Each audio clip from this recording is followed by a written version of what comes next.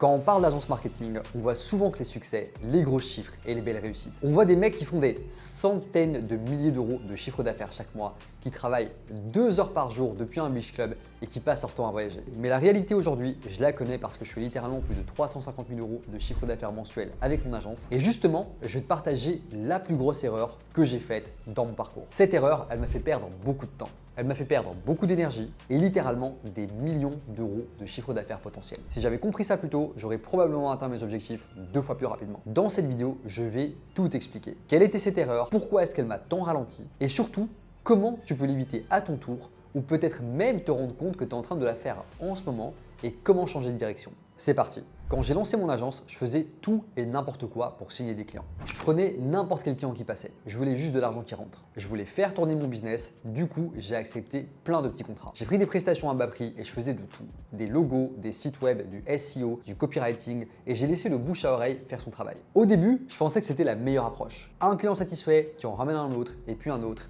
et ça grandit naturellement. Et en même temps, c'est normal.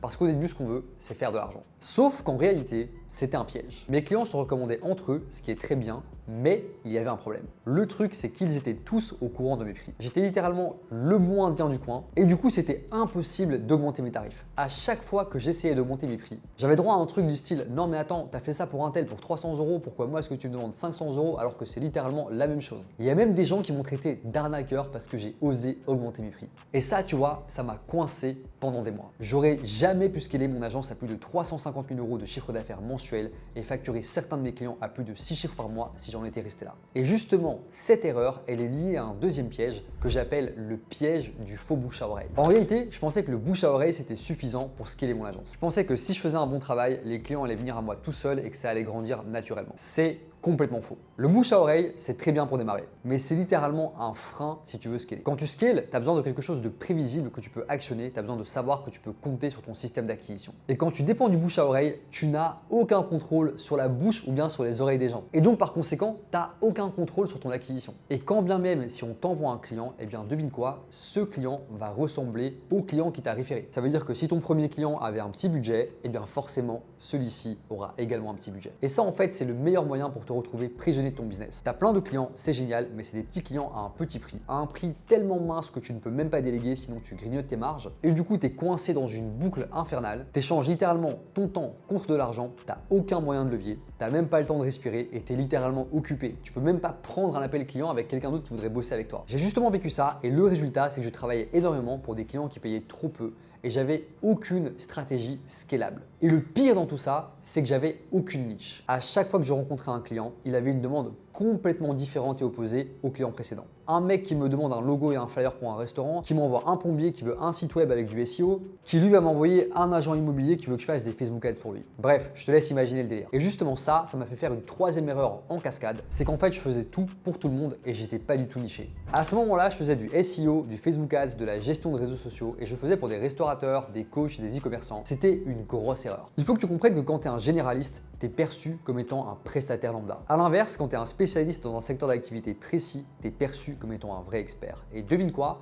Un expert peut facturer 10 fois plus cher. Je te partage un exemple concret. Un médecin généraliste gagne 4 fois moins qu'un spécialiste. Et devine quoi? C'est pareil dans le domaine des agences, c'est pareil dans le marketing. À l'époque, si j'avais eu le courage de choisir directement une niche, eh bien je suis certain que j'aurais pu me positionner directement en expert sur un marché. Et ça, tu vois, ça m'aurait permis de facturer bien plus cher dès le début. Et aussi et surtout, j'aurais pu avoir un message clair pour attirer des prospects hyper qualifiés. Bref, maintenant que tu sais tout ça, je vais te dire comment j'aurais dû faire et comment tu peux surtout, toi aussi, éviter ces erreurs. Écoute, si je devais relancer mon agence aujourd'hui, voici exactement ce que j'aurais fait depuis le départ. La première chose, c'est que je me serais niché immédiatement. Je choisirais un secteur d'activité précis et je deviendrais l'expert incontesté. Je me focaliserais littéralement sur une niche, par exemple les courtiers en assurance, et je deviendrais littéralement l'expert digital, le mec chez qui il faut absolument aller pour toutes les problématiques digitales pour ce type de business. Que ce soit le fait de créer un site web, de faire du SEO, de faire du Google Ads, de ramener des prospects, de faire des automatisations, de gérer les réseaux sociaux, je serais la personne de référence qui est spécialisé dans cette niche, qui sait exactement comment développer leur visibilité et comment les aider à attirer plus de clients. Et cette spécialisation, justement, elle me mène à la deuxième étape. J'aurais construit une offre à étiquette. Plutôt que de vendre des prestations à 500 euros, j'aurais créé une offre complète premium à 5 000 ou 10 000 euros, voire plus, et j'aurais mis en place un vrai système pour pouvoir faire en sorte que mes clients restent le plus longtemps possible. Ce que tu dois comprendre, c'est que fondamentalement, tu vas vendre la même chose que tu fais aujourd'hui, mais de par le fait que ce soit niché et spécifique à une problématique, à un secteur d'activité, la valeur perçue est beaucoup plus considérée. Et ça déjà, ça te permet d'augmenter ton prix. Mais en plus de ça, une fois que tes clients sont satisfaits, tu as tout intérêt à faire en sorte qu'ils restent. Et c'est là notamment que tu vas commencer à leur vendre des abonnements pour leur proposer des services tous les mois. Ces abonnements, tu vas les vendre en faisant signer des contrats et ces contrats, ils vont durer 12 à 24 mois. Donc tu comprends que si un client te paye 500 € pendant 12 mois, ça fait 6 000 €. S'il te paye 500 € pendant 24 mois, ça fait 12 000 €. Et avec une bonne offre, des bons bonus et des bonnes primes de réduction sur les paiements rapides, tu peux littéralement collecter tout le cash en une fois, 2 fois ou 3 fois maximum. Et justement, une fois que j'aurai craqué ce code, je serai passé à l'étape numéro 3 qui est le fait de mettre en place un vrai système d'acquisition. On est entrepreneur pour une raison, c'est pour prendre notre avenir entre nos mains. Et la question que je me pose, c'est justement, si on décide de se lancer et de prendre nous-mêmes notre avenir en main,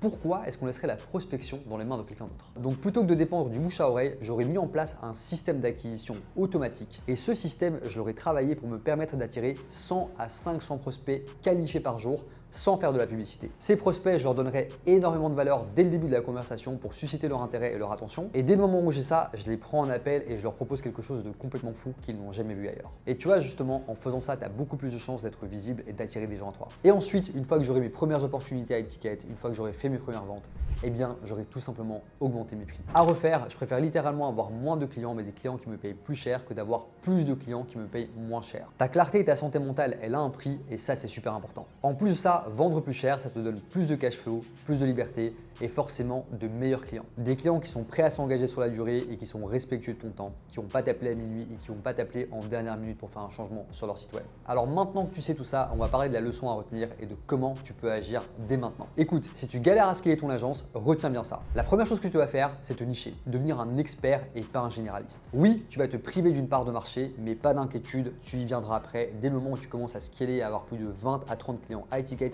qui te payent tous les mois, tu pourras te diversifier. Le deuxième truc à faire, c'est de pratiquer un pricing premium. Je veux que tu vendes des offres complètes et non pas du temps de travail. Retiens une chose, si tu vends un site web, eh bien aujourd'hui ton client il est pas bête. Ton client il se fait tellement démarcher par des gens qui vivent dans des pays où le coût de la vie est beaucoup moins élevé qu'en réalité il sait qu'un site web il peut en trouver à 500 €. Donc vends un vrai système et non pas une commodité ou bien du temps de travail. Troisième étape, je veux que tu mettes en place un vrai système d'acquisition. C'est pas avec le bouche à oreille que tu vas survivre. Il te faut un système prédictible, efficace et automatisé, quelque chose qui tourne pendant que tu dors et qui te boucle des appels qualifiés chaque jour dans ton calendrier. Tout ce que je viens de t'évoquer, si je l'avais compris plus tôt, j'aurais littéralement fait des millions de chiffres d'affaires en plus, beaucoup plus rapidement. Ce qui a littéralement été un déclic pour moi, c'est le fait d'avoir un mentor qui m'a pris par la main et qui m'a montré le chemin. Et justement, ça m'amène à un point. Si toi aussi tu veux éviter cette erreur et mettre en place un business scalable, eh bien sache que j'ai mis un lien en description qui t'explique exactement comment structurer ton offre et comment scaler ton acquisition. Ne fais pas la même erreur que moi. Si moi, un mec qui était pizzaiolo, a réussi à monter une agence qui fait littéralement des millions d'euros de chiffre d'affaires chaque année, tu peux y arriver aussi. À très vite, ciao ciao.